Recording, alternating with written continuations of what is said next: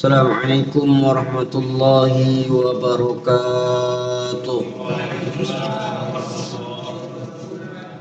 Alhamdulillah wassalatu wassalamu ala rasulillah wa ala alihi wa sahbihi wa wala.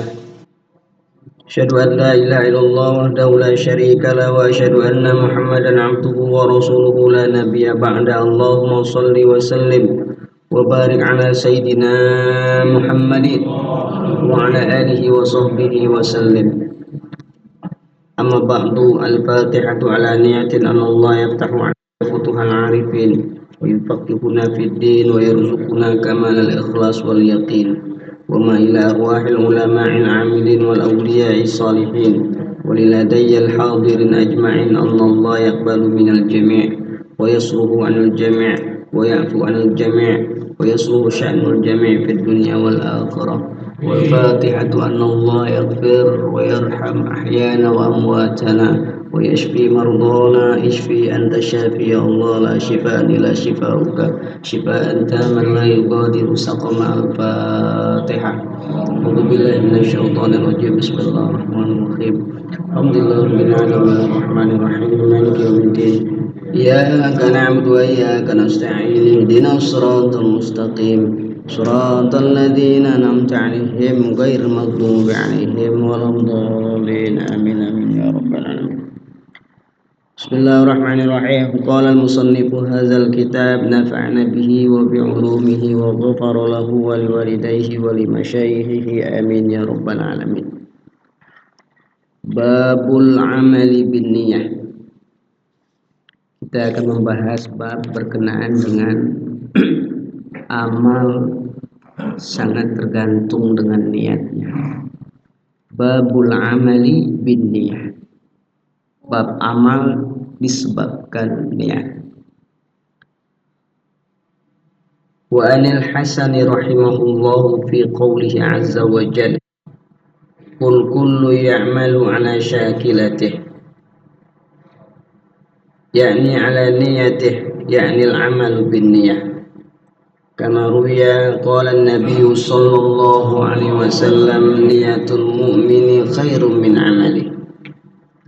Qala ba'dami innama kana kadzalika li'annahu qad yusabu ala niyatil khair wa in lam ya'mal wa la yusabu ala amalihi bi niyah. Niyatul mu'min khairun min amali li'annahu yanwi an ya'mal al-khair ma baqiya wa la yastati' an ya'mal al-khair ma baqiya. Jamaah yang dimuliakan Allah, sedikit saya baca kitab Irsyadul Ibad berkenaan dengan bab niat. Kita membaca sedikit, kemudian kita ulas sedikit guna mendapatkan keberkahan. Karena ngaji dekatnya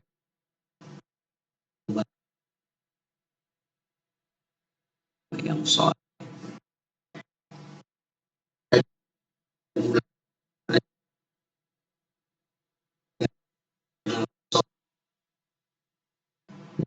Panutan, maka membacanya kita mendapatkan keberkahan ilmu, menyampaikannya juga kita berantai itu dapat pahala, yang ngarang kitab dapat pahala.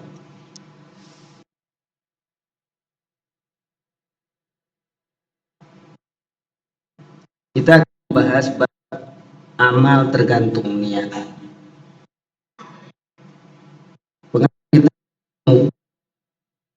Firman Allah surah Al-Isra ayat 84, di mana Al-Hasan Al-Basri, Imam Hasan Basri seorang tabi'in, menafsirkan ayat qul kullu ya'malu 'ala syakilati.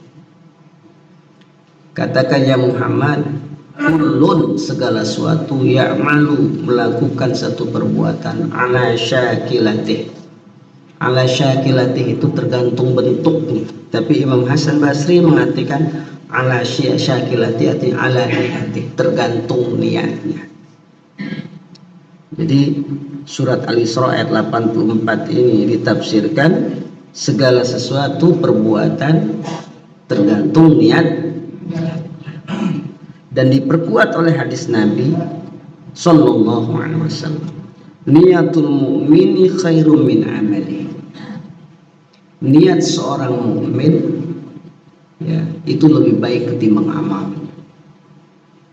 Jadi dalam kacamata agama kita, dalam pandangan Allah, ketika seseorang melakukan satu amal perbuatan ya, meluangkan waktunya dia, mengeluarkan tenaganya dia dalam melakukan satu amal perbuatan, bahkan gak sedikit ibadah itu mengeluarkan hartanya, harta yang dikeluarkan, waktu yang dikorbankan ya, tenaga yang dikorbankan, itu hitungan Allah tidak seberapa. Seseorang melakukan satu ibadah sekalipun harus mengorbankan harta, tenaga, dan waktu, tetap Allah yang menilai, yang dinilai oleh Allah adalah niat. Jadi bobot satu amal perbuatan itu yang dinilai oleh Allah adalah niat. Makanya Rasulullah mengatakan niatul mu'min khairum min amali. Niat seorang mukmin lebih baik ketimbang amalnya itu sendiri ya. Kemudian di innama kana kadzalika li'annahu qad yusabu ala niyatil khair. Yang demikian itu seseorang ketika beramal dia akan diberikan balasan ala niyatil khair, karena niatnya yang baik. Wa illam ya'mal, sekalipun amalnya itu nggak jadi dikerjain ya. Jadi amal perbuatan yang udah diniatkan dengan niat baik sekalipun tidak bisa terlaksana, yusab, akan diberikan balasan ya. Malam kita tidur, sunnahnya tidur itu kita wudhu dulu sebelum tidur. Kemudian setelah wudhu kita menghadap kiblat, miringin badan kita, ngangkat tangan, baca surat Al-Fatihah, a'udzu dulu, bismillah, Al-Fatihah. Kemudian baca surat Al-Ikhlas, surat Al-Falaq, surat An-Nas, ayat kursi. Kemudian kita tiup tangan kita ya, kita tiup tangan kita usap seluruh badan kita ya. Bahkan kalau bini kita udah tidur, kita usap juga nggak apa-apa. Ada anak kita di situ yang masih kecil, kita usapin juga dengan bacaan kita, nggak apa-apa. Itu bagian dari ruqyah, jampe ala Nabi saat orang mau tidur, agar kita tidak diganggu dari setan. Tapi membaca doa itu saja belum cukup ya. Sejatinya kita tuh, apalagi kalau udah tua-tua kayak kita ya, nggak hanya mengamalkan itu saja, tapi niat. Ntar malam kita bangun, niatin ntar malam kita sholat kebablasan ya, nggak bangun, kagak bangun, kebablasan itu. Tahu-tahu udah mau azan, 10 menit lagi udah mau azan, nggak keburu kita witir aja, kita nggak keburu. Kira-kira ya niatnya itu dicatat nggak? Dicatat. Itu nggak ada ikhtilaf ulama. Qad yusabu ala niyatil khair wa illam ya'mal, akan diberikan balasan seseorang itu ketika melakukan amal perbuatan dengan niat yang baik, wa illam ya'mal, sekalipun dia nggak bisa mengerjakan perbuatan itu karena terhalang, terkendala karena satu hal, ketiduran atau apa, tapi udah niat baik, dibalas. Ya marah makmur ya. Terus ada sebuah riwayat juga, kisah ini, yu'tal bil abdi yaumul qiyamah wa ma'ahu minal hasanat. Nanti pada hari kiamat itu seorang hamba diseret di pengadilan Allah.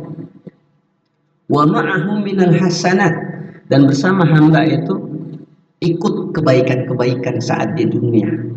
Jadi saat di dunia itu beramal soleh, itu kebaikannya nanti saat dibawa di pengadilan Allah ikut semuanya.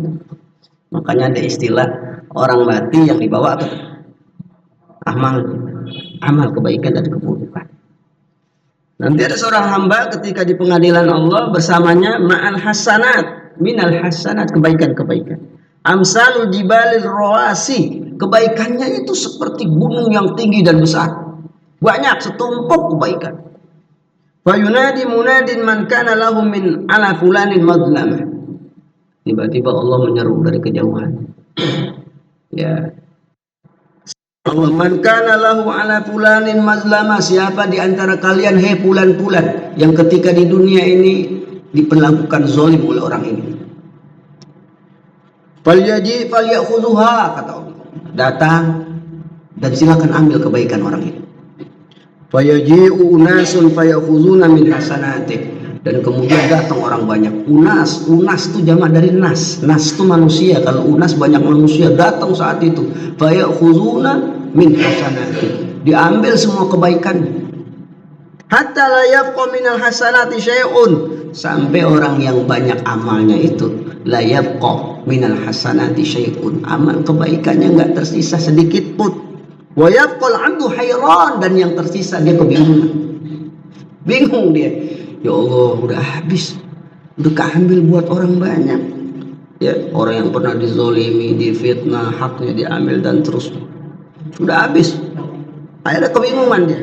Fayaqulu lahu rabbuhu, maka Allah berkata pada hamba Allah, pada orang ini, innalaka indi kanzun lam atlu alaihi malaikati wala ahadan min khalqi.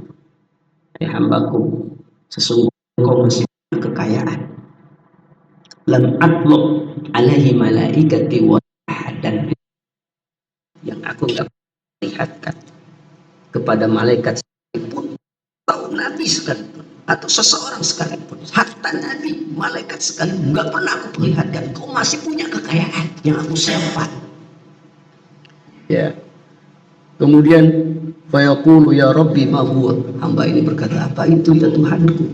Kebaikan apa lagi yang aku punya? Udah dihabis semuanya. Fayaqulu, maka Allah berkata, niyatuka allati kunta tanwi minal khairi katabtuha laka sab'ina doqah. Niatmu saat dulu engkau berbuat baik, sesungguhnya apa yang kau niatkan saat berbuat baik itu aku berikan balasan 70 kali kebaikan. Itu yang aku simpan. Jadi buat sekalian, ya, apa namanya, nanti itu kebaikan kita yang diambil pahalanya doang. Pahalanya doang. Tapi niatnya itu diberikan penghargaan oleh Allah. Diberikan penghargaan oleh Allah. Niatnya itu nggak sampai terambil. Maka disitulah pentingnya peran niat saat kita beramal. Ya, jangan pernah sepelekan. Karena bobot satu amal, nilai satu amal yang dipandang oleh Allah adalah niat. Sampai-sampai ketika seseorang, ada di hadis lain tuh, ala syafirin nar, udah di ujung neraka. Udah ujung neraka. Dan tiba-tiba kemudian Allah memanggil, jangan dicemplungin dulu. Kenapa? Hamba ini masih punya kebaikan banyak. Di antaranya sedekah. Di antaranya lagi ya hadis ini, niatnya dihargai oleh Allah, dan ketika di dunia 70 kali lipat dinilai niat seseorang saat beramal, niatnya ikhlas karena Allah Subhanahu wa taala. Coba sekalian. Dan kenapa Allah memandang orang itu yang karena seseorang, Allah tuh paling pantang ketika seseorang beramal itu ada syarikat, ada sekutu. Sampai-sampai dikisahkan dalam sebuah hadis juga nanti, ada seseorang tuh dia di hari kiamat dia menagih kepada Allah, ya Allah, apa namanya, bukankah aku udah begini, udah nagih amalnya banyak, bukankah kami begini, ya Allah, aku begini. Kata Allah, na'am ya, walakin idhabu ila ma turauna fid dunya. Ya, engkau memang melakukan ini, tapi engkau bukan karenaku. Sekarang silakan minta kepada dulu orang yang kau ria ketika beramal. Ya, engkau dulu beramal ria karena si anu sekarang minta sama si anu, bukan minta kepada aku. Allah begitu, jemaah. Ya. Sehingga saking pentingnya niat bersih itu. Allah dalam Al-Quran itu mencela orang yang lagi ibadah sholat. Orang yang sholat dicela oleh Allah. Ya, surat apa tuh? Hah? Surat Al-Ma'un. Wailul lil musallin. Celakalah orang yang sholat. Tapi sholat yang kayak gimana? Orang sholat dicela sama Allah, tiba wail, celaka. Sholat. Orang sholat dibilang celaka sama Allah. Tapi sholatnya kayak gimana? Sholat yang sahur. Yang di dalam sholatnya masih ada kelalaian. Apa bentuk kelalaiannya? Kelalaiannya adalah yuraunan nas. Saat dia sholat, ya ada riya. Ada keinginan pengen dilihat. Keinginan pengen dipuji. Itu buat sekalian. Ya. Jamaah rahmatullah. Ada riwayat lain. Dalam khobar.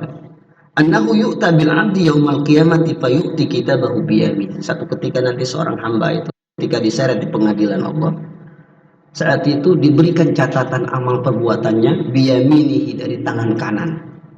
Kalau tangan kanan tuh ulama tafsir beda pendapat. Ada yang mengatakan tangan kanan Allah, tapi jangan digambarkan tangan kanan Allah kayak gimana.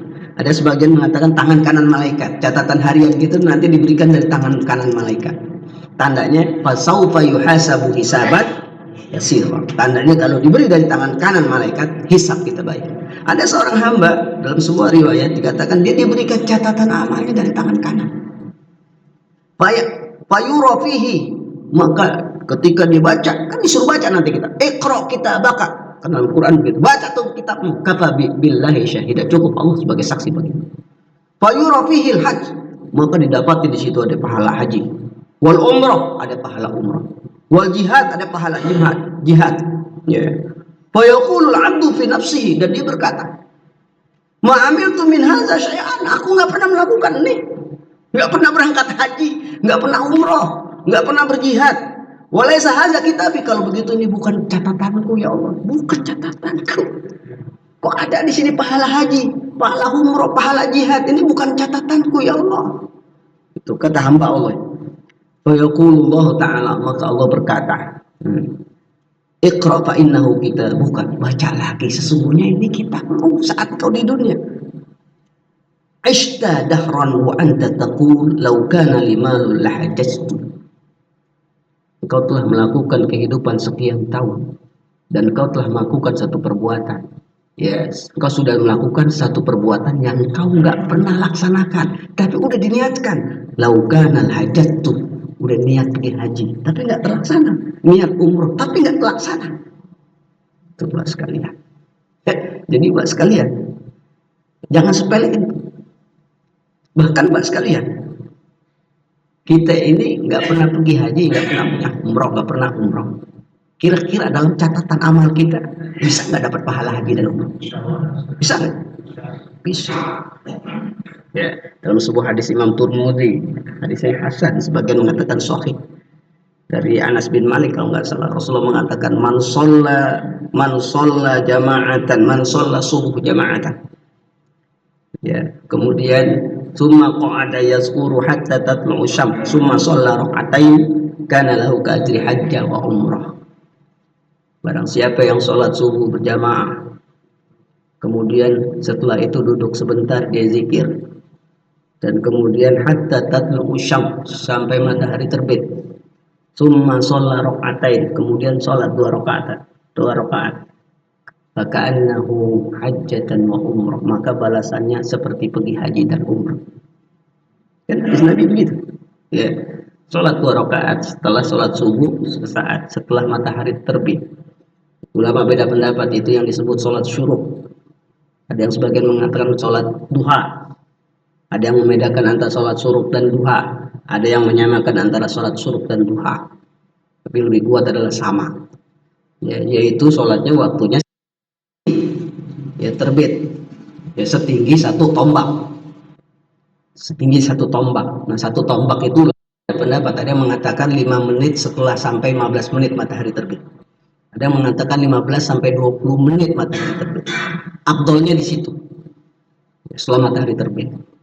Ya, bukan matahari sebelum terbit. Matahari terbit ya udah setinggi satu tombak sekitar 15-20 menit, maka sholat duha, sholat suruh 2 rakaat. Pahalanya apa? Haji dan dalam sebuah kisah ada seseorang yang nggak pernah melakukan haji dan umroh, tapi dia kaget. Dia kaget dapat pahala di catatannya itu. Ada pahala haji, ada umroh, ada jihad. Dia kaget, dia merasa bukan catatan dia. Ya Allah, ini bukan catatanku. Kata Allah, baca lagi, coba berulang, ini catatanmu. Kok bisa begitu? Dulu engkau pernah niat pergi haji tapi nggak kesampaian, udah aku catat. Pernah umroh nggak kesampaian, udah aku catat. Tuh Pak, makanya itu Pak, kalau Imam Syafi'i itu ya hukumnya itu kita itu wajib niat pergi haji sekalipun nggak punya kemampuan. Saat datang kapan? Saat datang bulan-bulan pertama itu Rajab, niat haji. Bulan Sya'ban, bulan Ramadan, bulan Syawal, niat haji. Sekalipun nggak ada duit gitu kan, niat aja. Niat aja Bapak sekalian. Saya juga begitu diajarin kiai-kiai dulu. Niat bertahun-tahun, pas datang bulan itu niat mau pergi haji, niat mau pergi haji. Ya Allah mudahkan hamba berangkat haji tahun ini. Ya Allah mudahkan hamba berangkat haji tahun ini. Nggak dikabul-kabul. Akhirnya Bapak sekalian, 2009 itu alhamdulillah dikabul ada yang berangkatin haji. Ya Allah ya Rabbi, anak murid. Jadi Allah Maha Kuasa. Kalaupun kita nggak berangkat haji, udah dilihat pahalanya, udah dicatat pahalanya. Sebagaimana tadi khabar mengatakan seperti itu. Ya. Kemudian selanjutnya, wa amalul munafiq khairun min niyati. Sebaliknya, orang munafik itu amalnya lebih baik ketimbang niatnya. Amalnya doang yang dipandang baik. Dia sholat, ya baik sholat. Tapi niatnya busuk, niatnya nggak baik. Dia melakukan perbuatan kalau atas dasar kemunafikan, niat itu pasti nggak baik. Begitu. Wa kullu ya'malu ala niyati, dan segala sesuatu tergantung sangat dia itu dengan niatnya. Kemudian lanjutnya, ana abidan min ibadi bani Israel marra bi kasibin min ar-rum fatamanna fi nafsihi law kana daqiqan fa ashba'a bihi bani Israel. Satu ketika ada kaum Bani Israel, seorang hamba dari Bani Israel. Ya. Dia gemar sekali beribadah. Gemar sekali beribadah. Satu ketika saat dia beribadah sekalian, ada cobaan. Cobaan yang dari Allah. Dan diberikan satu penyakit, yang penyakit itu menyebabkan dia itu terguncang ibadah. Terguncang ibadah. Sehingga seorang hamba ini karena nggak diberi kemampuan untuk sempurna melakukan ibadah sholat, ya, melakukan ibadah yang selama ini dikerjakan, gemar tahajud, gemar zikir, dia nggak sempurna. Sholatnya sambil duduk, terkadang berbaring, ya nggak sempurna. Tapi ada satu amal yang dia sering lakukan, tapi nggak pernah melakukan lagi, tapi cuma niat aja, hanya diniatin aja. Karena dulu itu bisa melakukan karena cobaan penyakit, tapi dia udah niat aja mau lakukan ini, nggak dikerjain karena penyakit, dia niat doang sekali. Maka kemudian ya, kisah ini dalam sebuah riwayat kata Rasulullah SAW, maka hamba Allah dari kaum Bani Israel itu ketika dia nanti dibangkitkan pada hari kiamat, utuh Allah berikan semua pahala. Saat dia sehat melakukan satu ibadah, ya, dengan saat dia sakit melakukan satu ibadah, diberikan sempurna dia itu pahala. Sempurna pahalanya didapetin, nggak sedikit pun berkurang. Sehingga dia kaget, dia terperanjat. Ya, bukankah aku beramal seperti ini, begini. Maka kata Allah Subhanahu wa taala, niyatuka, niatmu aku berikan balasan sempurna, tamatan. Itu Pak sekalian. Jadi Pak sekalian, jangan pernah kita iringi amal soleh kita dengan niat yang gak baik. Capek kita. Sholat buang waktu gak? Buang waktu. Ya, sholat buang tenaga. Sholat. Bahkan ada hal yang kita korbankan terkadang. Kita melaksanakan sholat. Ya. Tapi jangan sampai terbuang sia-sia sholat kita gara-gara niat kita nggak ikhlas. Apalagi yang segala, berangkat haji, berangkat umroh, pakai duit, butuh waktu jauh, taruhannya jiwa. Ada sedikit niat kita nggak ikhlas. Ya Allah ya Rabbi ya Rahman, ya hapus amal haji kita, sia-sia amal haji kita. Ya, sehingga buat sekalian ada ulama Sofyan Ats-Tsauri itu sangat luar biasa peka. Ya, peka sekali dia. Satu ketika dia itu bertamu ke muridnya. Ya. Anna rajulan adhafa Sufyan Ats-Tsauri. Satu ketika seorang laki itu menjamu seorang ulama besar tabi'in namanya Sufyan Ats-Tsauri. Jadi muridnya ya, menjamu gurunya Sufyan Ats-Tsauri. Wa ashabuhu, dan teman-teman Sufyan Ats-Tsauri. Wa qala li ahlihi, maka muridnya Sufyan Ats-Tsauri ini berkata ketika kedatangan tamu ulama, dia berkata, hatu tabaq lalladhi ataitu bihi fil hajjatil ula bal fisanya. Istriku, keluarin hidangan. Ini tamu-tamu mulia datang. Tapi hidangan saat aku pergi haji ya pertama, bukan pergi haji yang kedua ya, yang pertama. Faqala Sufyan Ats-Tsauri berkata nih dalam hatinya, wa miskinun afsada bihaza hajjatain. Muridku kesian, dia telah merusak ya, kedua ibadah hajinya sendiri. Jadi ada perasaan ujub. Gurunya dia baru pergi pulang tengokin, ada perasaan ujub, udah pergi haji berkali-kali, istriku keluarin hidangan, tapi hidangannya pergi haji yang pertama, jangan yang kedua ya. Oh ya, ada perasaan ujub. Seorang Sufyan Ats-Tsauri peka banget. Wa miskinun afsada bihajjatain. Miskin sekali, kasihan telah merusak dua ibadah haji. Itu bahas sekalian. Jadi hati-hati, amal perbuatan bisa jadi di awalnya dicatat ikhlas, tapi berapa bulan kemudian, tahun kemudian kita sebut-sebut, kita ungkit, maka bisa hapus tuh amal itu. Tapi perbedaannya, seseorang yang ketika awal beramal dengan ikhlas dengan seseorang yang ketika beramal tidak ikhlas beda. Kalau seseorang beramal dengan ikhlas, satu ketika diungkit yang menyebabkan hapus amalnya itu, kalau dia istighfar, dia bertobat, maka kembali lagi amal itu berpahala, dicatat oleh Allah. Tapi kalau seseorang ketika beramal tidak dengan ikhlas, maka saat itu amalnya tertolak. Di kemudian hari dia sadar bahwa dulu dia pernah beramal tidak ikhlas, maka taubatnya diterima, tapi amal itu tetap tidak dicatat. Tuh, Pak. Jadi ya ulama sampai sebegitunya itu menerawang tentang ikhlas. Jadi kalau ada orang beramal ikhlas, beramal ibadah ikhlas, maka amal itu diterima. Satu ketika diungkit-ungkit, diceritain, dibuat sum'ah, dibuat riya, maka amal itu hapus. Tapi kemudian dia bertobat atas perbuatan itu, maka kembali lagi amal itu.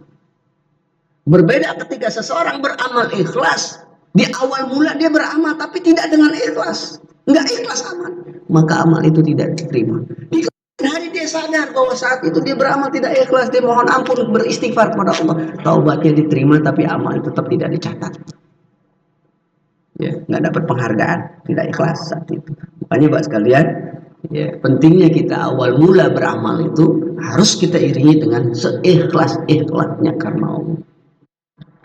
Kemudian ma'alamatul amal binniyatil ikhlas. Apa tanda-tanda seseorang beramal ikhlas? Yang pertama, pertama adalah lillah. Orang itu beramal karena Allah Subhanahu wa taala. Liwajhillah, karena mencari ridha Allah. Itu lillah. Mencari ridha Allah lillah. Yang kedua, lisawa, pahala atau balas, itu amal. Ada nggak? Banyak nggak orang beramal karena pengen pahala? Banyak nggak? Banyak nggak? Lillah apa bukan? Nyari pahala lillah apa bukan? Lillah. Kita beramal pengen pahala lillah kita. Itu.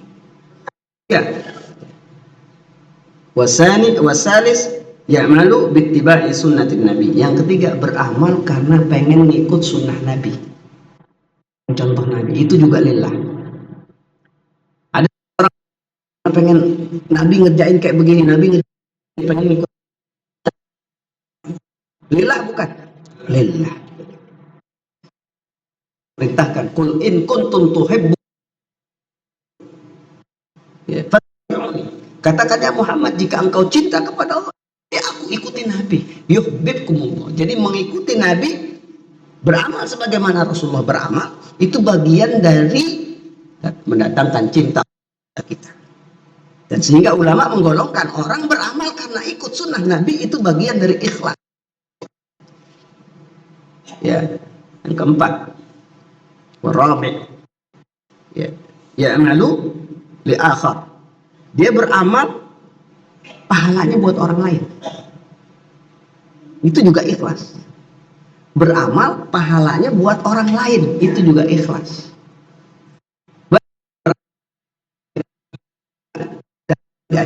Dianjurkan. Nggak apa-apa. Bahkan dianjurkan. Kita beramal, pahalanya buat orang lain. Dan Abdul Min, dan utama amal kita yang pahalanya buat orang lain tersebut adalah bagian dari famili kita, bagian dari saudara kita, ya bapak, ya ibu, ya kakek, ya nenek, ya paman, bibi, bahkan anak kita kalau sudah meninggal dunia, tua kita, mereka pahala amal soleh kita. Dibolehkan sekalipun ulama pakai kias, yaitu akrob. Ada kias itu abad, kias jauh, kias akrob, ya ulama. Apa? Yaitu ada seorang laki-laki, dia ngeluh kepada Nabi, ibunya udah meninggal. Kemudian kata laki-laki ini, bolehkah aku bersedekah atas nama ibuku ya Rasulullah? Kata Rasulullah, tasaddaq anha, bersedekahlah kamu atas nama ibu. Dari sini maka ulama mengkiaskan, ya, sedekah, sholat, apa saja, baca Quran, itu boleh pahalanya dihadiahkan buat orang-orang yang sudah meninggal dunia. Dan Allah lebih utama adalah zal qurba, orang-orang yang terkait kerabat dengan kita, saudara dengan kita, sekalipun dibolehkan orang lain, yang lain, ya teman, sahabat, tetangga, kenal maupun kita tidak kenal, selama di situ orang yang berdoa ada yang mengenalnya, itu dibolehkan. Mengaminkannya, ya, tawasul mengaminkannya, itu diterima oleh Allah Subhanahu wa Ta'ala. Kan sering kan, ya, misalnya kita baca Rotib Haddad, di situ ada hadiah-hadiah yang pahalanya bacaan Rotib itu buat siapa? Ba'lawi, ya, di situ, ya, keturunan Al-Alawi, Al-Haddad, gurunya Ahmad bin Isa dan seterusnya. Kita baca Rotib Haddad. Sekarang itu orang pada yang menghujat, tapi Rotib Haddadnya dibaca. Bingung mana? Ya, nggak ada kerjaan, bikin kegaduhan, ya, dan alasannya ya Allah ya Allah, zaman ilah itu adalah anaknya Ahmad bin Isa, kitab sejarah. Ya, kalau saya sih mendalami sahabat-sahabat Nabi itu, kemudian dicatat sejarahnya itu bukan pada zaman Umar, itu dicatat sejarah tinta emasnya sekian banyak, ya, Syiarul A'lam, Al-A'lam min Syiarul Nubala, Imam Zahabi itu ada bab Umar itu ya sekitar 2 kitab ini bicara tentang Umar, dan yang menceritakan Umar itu adalah sudah sekitar 50 tahun 60 tahun kemudian Umar sudah meninggal, baru diceritain. Jadi kalau alasan ada tiap sejaman itu yang mengatakan Ubaidillah anak Ahmad bin Isa, ya memang tidak ada dan tidak harus. Tuh. Kedua, yang ada anak Ahmad bin Isa itu Abdullah, bukan Ubaidillah. Sekalian, hingga ulama Yaman, Adramaut itu sudah terbiasa. Kalau dulu orang itu, mereka kalau menamakan diri Abdullah itu ada perasaan sombong. Dia nggak mau. Aku hamba Allah. Mereka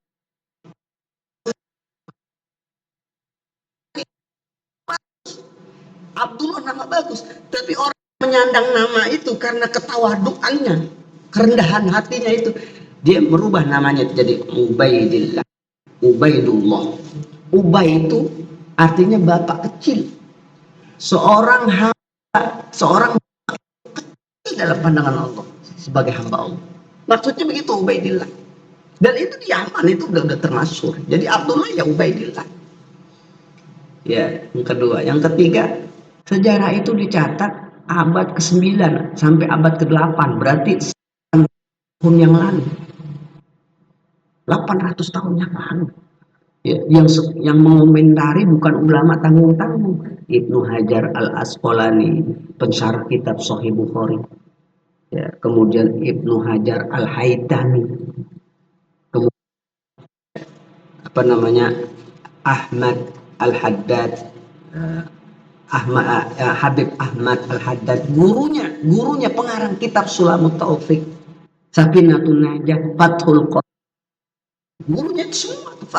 Jadi yang kita baca tuh kitab Fathul Mu'in, Fathul Qorib, Sulamut Taufik, guru-guru mereka siapa? Ahmad al-Haddad, Habaib Balawi semua.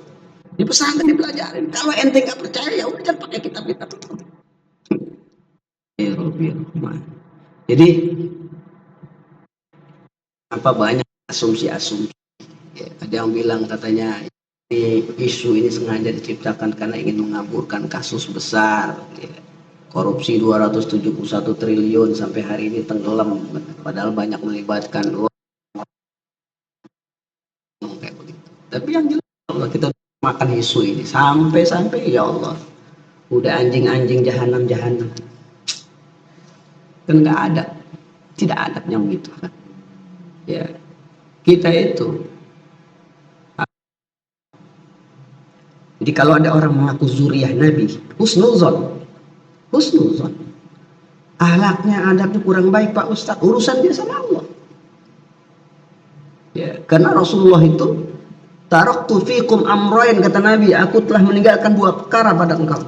Ma in tamassaktum bihima, itu nggak akan tersesat. Yang pertama adalah kitab Allah wa sunnati Rasul, yang kedua adalah wa ahli baiti, keturunanku, ahli bait, keturunanku. Berpegang teguh sama itu. Keturunan Nabi nggak terputus hanya sampai Fatimah doang. Keturunan Nabi semua sepakat ulama, keturunan Nabi adalah kalau ada jalur ke situ maka keturunan, dan bisa ditelusuri ya bisa. Makanya ada istilah ilmu nasab. Ya, ilmu nasab luar biasa Pak sekalian. Malik bin Dinar, salah satu sahabat Nabi. Malik bin Dinar itu sahabat Rasulullah SAW. Ketika Rasulullah perang Uhud, habis perang Uhud Rasulullah itu berdarah kan. Maka Malik bin Dinar itu cara menghilangkan darah di tubuh Nabi, dijilatin. Kayak anjing gitu kan, ngejilatin tuannya gitu, dijilatin. Rasulullah diamin aja. Kemudian Rasulullah, apa kata Rasulullah dalam sebuah hadis sahih? Ya. Khalatu dami wa damu. Telah bercampur darahku dan darah dia. Innahu lan tamassahu. Dia Malik bin Dinar tidak akan disentuh api neraka selama-lamanya. Ya Allah ya Rabbi. Cuma ngejilatin darahnya doang ketika Rasulullah SAW perang Uhud. Ya. Nabi yang dia itu masuk Islam belakangan, tapi cintanya sama Rasulullah dalam rangka menebus dosanya dulu ketika memerangi Rasulullah di perang Uhud, ingin ditebus. Maka banyak peperangan ketika diberikan amanah oleh Rasulullah, Khalid bin Walid menang terus, tapi merasa belum tertebus dosa dia ketika dulu memusuhi Nabi SAW. Sampai ya, tak sedikit pun gerak-gerik Nabi itu yang luput dari Khalid bin Walid. Sampai semua yang melekat pada diri Nabi itu Khalid bin Walid itu pengen tahu dan selalu diambil. Ya, jadi kalau Nabi keringat tuh oleh Khalid bin Walid itu dilap, netes gitu keringat itu dilap. Ya, di sorbannya tadi mana, dan sorban itu sepanjang hidupnya nggak pernah dicuci karena cari keberkahan. Itu ketika Rasulullah SAW, Khalid di sampingnya, diperhatikan Nabi keringatnya diambil ke sorbannya terus begitu. Itu ketika dia melihat ada berapa helai rambut Nabi itu jatuh dan diambil saat itu dengan penuh ihtiram dan dicium dan ditaruh di pecinya kopiahnya. Dalam sebuah peperangan Khalid bin Walid itu ketika itu topinya sampai jatuh, hilang. Ya, sampai-sampai akan terbunuh, hampir terbunuh gara-gara mencari topinya itu Khalid bin Walid. Nggak fokus perang. Sampai saat itu sahabat Umar mengatakan begini, ya Khalid kenapa kok jadi begini? Kayak banci perang tumben-tumbenan gitu, biasa luar biasa gagah kok tumben-tumbenan. Gitu.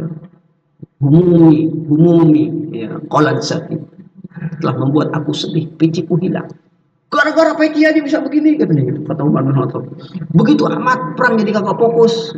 Kalau kalah gimana? Gara-gara humumi Khalid sakit. Akhirnya bukan itu ya Umar, bukan peci aku masuk. Kata Umar tuh beli di pasar banyak, yang lebih baik juga banyak, ntar aku beliin. Bukan itu yang aku maksud.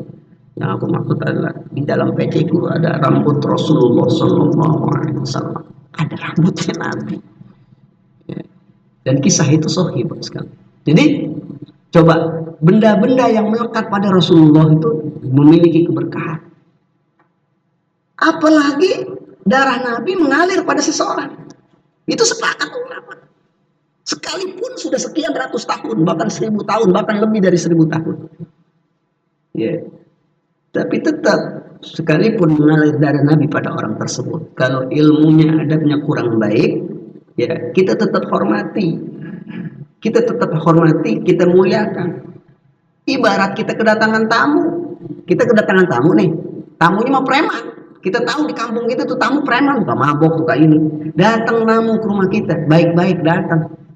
Wajib gak kita hormatin? Wajib gak kita memuliakan? Wajib, tamu. Tapi kan preman Pak Ustadz. Ya preman itu ya kan kita nggak saat itu. Dia lagi nenamu, jamu, hormati. Ya muliakan tamu. Begitu juga orang yang mengaku keturunan Nabi. Ya, hormati dan muliakan. Urusan akhlaknya nggak baik, urusan dia dengan Allah. Berhusnuzon kita sekalian. Ya, itu. Bahkan bahas sekalian ada sebuah kisah ini dari Imam Turmuzi, Imam Baihaqi. Ya, kitabnya saya belum ketemukan sih, tapi yang bercerita itu Syekh Ali Jum'ah. Ada seorang keturunan Rasulullah SAW, seorang wanita itu, dia ketika berada di sebuah daerah, dia orang yang miskin sekali, miskin karena saking miskinnya itu dia malu minta-minta. Akhirnya dia merasa kalau saya berada di kampung saya nggak mungkin minta-minta. Dia pergi ke sebuah daerah dekat Yaman. Dia pergi dan disitulah kemudian dia minta-minta. Ketika dia minta-minta dia bingung minta-minta sama siapa. Di pasar dia lihat ada seseorang itu kayak rapi gitu, kayak orang kaya. Dideketin. Ya, ternyata dia syekh ulama. Dia syekh, bisakah ngasih makan sedikit buat aku dan anak-anakku, butuh gitu. Kami ini keturunan Rasulullah. Kata syekh itu, mana buktinya kamu keturunan Rasulullah? Akhirnya sang wanita ini nggak bisa membuktikan, akhirnya pulang. Ya, kemudian dilihat lagi, sebelum pulang dilihat lagi ada seorang tokoh juga, tapi di situ pendeta Yahudi, ada mengatakan Nasrani. Dia ucapkan salam saat itu, dia bertegur sapa dan ngomong saya keturunan Rasulullah, saya butuh anu punya anak begini. Akhirnya oleh ulama orang yang beda agama ini ditampung, dia dibawa ke rumahnya. Akhirnya syekh ini, ulama ini tiba-tiba kemudian dia tertidur, dan dalam mimpinya tertidur itu dia mimpi saat itu terjadi hari kiamat. Hadis ini Imam Baihaqi, Imam Turmuzi juga meriwayatkan semua. Dia terjadi hari kiamat, mengkisahkan, bukan meriwayatkan sebuah hadis. Imam Turmuzi meriwayatkan kisah ini. Terjadi hari kiamat dan saat itu orang pada berhubung dalam satu titik. Yang dikerubung itu titik itu siapa? Ternyata Rasulullah SAW. Mereka masih minta syafaat. Akhirnya ketika orang sudah sepi, dia datang kepada Rasulullah. Ya Rasulullah, aku ini umatmu, berikan aku syafaat. Apa kata Rasulullah? Mana bukti engkau umatku? Ya, mana bukti engkau umatku? Tiba-tiba dia terbangun dari mimpinya, dia sadar ucapan Nabi itu persis sebagaimana diucapkan kepada ibu. Ketika dia mengaku zuriyah Nabi, dia minta bukti. Akhirnya dia cari itu orang perempuan itu. Seorang perempuan itu dicari dan ketemu, ternyata berada di tangan orang Yahudi itu. Ya, dia minta sejadi-jadinya pulangkan wanita itu padaku. Sampai dibayar berapa dinar? Berapa harus soal bayar? 2 kali lipat, 3 kali lipat, 5 kali, 10 kali lipat, aku akan bayar, pulangkan. Kata orang Yahudi, tidak. Selamanya tidak akan aku berikan. Diceritain aku bermimpi begini. Hari ini aku nggak bisa tidur, nggak bisa ngapa-ngapain kecuali perempuan itu ada di sisiku. Kata orang Yahudi, aku juga mimpi yang sama. Sehingga aku masuk Islam. Aku agama aku yang sama, nggak bisa. Gitu, nggak bisa. Akhirnya nyerah tuh ulama. Kisah itu nggak ada yang membantah. Jadi ya memang benar yang namanya keturunan Nabi itu adalah mulia. Mengalir dari Nabi di situ mulia. Tapi banyak juga orang ngaku-ngaku, banyak, nggak sedikit. Makanya ada namanya Robitoh Alawiyah. Robitoh Alawiyah itu adalah lembaga yang menstempel, ya, menstempel seseorang apakah keturunan habaib atau tidak. Dia harus nyetor tuh, ya kalau nggak salah 7 sampai 6 keturunan. Ya, ayah, kakek, cicit terus sampai 7 keturunan. Setelah disetor, ditelaah, oh kamu jalurnya ini, ini. Robitoh, nggak sembarangan. Yang ngaku-ngaku banyak, yang ngaku-ngaku banyak. Dan Habib-habib yang omongannya juga nggak sopan, nggak punya sopan santun, dan kelihatan nggak berilmu juga banyak, banyak, banyak sekali. Kemarin waktu haul di Asyafia itu, haul Asyafia, ya kan haul di Asyafia itu biasa, ya guru-guru, ya kita ngumpul di rumah ayah almarhum Abdul Rashid, ngumpul, dan yang ngumpul itu ya pulang dikasih amplop lah biasa, ya sebagai penghormatan biasa. Ternyata ada berapa habib ngaku asegap, ada sekitar 10 orang. Dia datang tuh cuma modal pelayar doang, undangan pelayar, ada haul Abdul Rashid, Abdullah Syafi'i, datang cuma datang itu ngamatin siapa sih yang bagi-bagi amplop. Ketika udah ketemu dia minta, kita ini Habib Asegaf gitu kan. Akhirnya ada Ustaz Zaki itu yang tugasnya itu maupun Ustaz Alwi. Lalu ini ada gerombolan Habib katanya minta amplop, aduh bingung Ustaz Alwi. Ya udah kasih dah, berapa komsun 50.000 aja dikasih, ada 10 orang lagi nggak tanggung-tanggung. Ada 50 orang, ada 10 orang, dibuka 50.000, kok 50.000 kita ini Habib kurang. Itu amplop berapa? Ini mau punya orang amanah. Berapa isi? 150, ya segitulah kira-kira. Hampir sebegitu. Yang badal ya banyak. Makanya tuh Pak, dulu yang namanya yang Habib itu kan baru-baru aja sebutan. Dulu tuh disebutnya Sayyid. Kalau dalam ilmu nasab itu disebutnya Sayyid. Orang kalau keturunan Nabi disebutnya Sayyid. Tapi kalau ada keturunan Nabi tapi akhlaknya tidak baik dan nggak terjun dalam bidang agama, tidak mengajar, tidak ngapa-ngapain, usaha gitu, pengusaha, dia disebutnya bukan Sayyid, disebut ya. Kalau dia itu akhlaknya tidak baik, baru disebutnya wan abud gitu. Wan abud disebutnya, ya. Wan gitu kan. Iya. Bukan Habib, tapi Habib ya kultur kita udah kultur kebiasaan, jangan kita gugat udah. Yang gugat ya bisa repot, terjadi persisian, konflik, bahkan bisa pertumpahan darah. Gampang sekali umat Islam itu melakukan tumpahan darah. Perempuan itu pada sholat kan, mukena pakai mukena itu tradisi apa perintah? Mukena itu tradisi kita, syariatnya nutup aurat. Di Arab kagak, ya. Coba ente protes, mukena itu tradisi, jangan pakai mukena kalau sholat. Seperti ini sekampung domelin.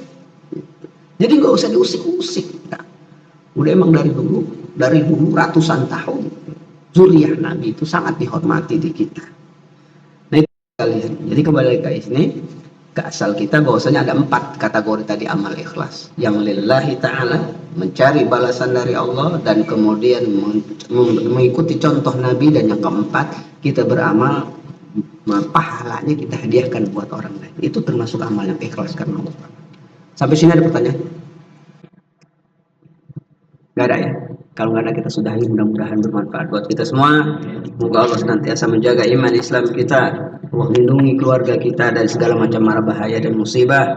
Allah jadikan anak-anak keturunan kita anak-anak yang soleh dan solehah. Allah berkahi harta kita, waktu kita, umur kita, dan pada akhirnya nanti Allah wafatkan kita dalam keadaan husnul khatimah. Amin amin ya rabbal alamin. Al-Fatihah. أعوذ بالله من الشيطان الرجيم بسم الله الرحمن الرحيم الحمد لله رب العالمين الرحمن الرحيم مالك يوم الدين إياك نعبد وإياك نستعين صراط المستقيم صراط الذين أنعمت عليهم غير المغضوب عليهم ولا الضالين آمين آمين يا رب العالمين يا ربنا اعترفنا بأننا اقترفنا وأننا أسرفنا على لظى أسرفنا فاكتب علينا توبة تغسل لكل حوبة واستر لنا الأورات وآمن الروعات واغفر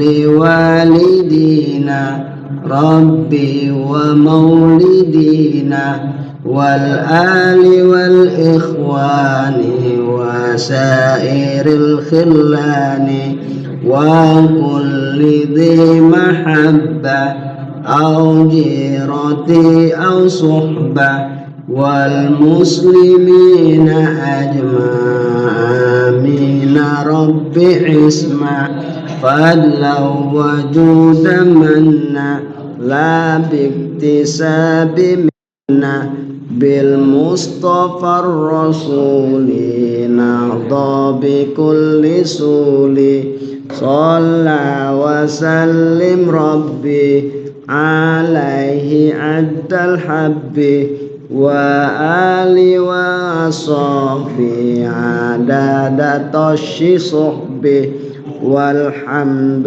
لله في البدء والتناهي والحمد لله في البدء والتناهي.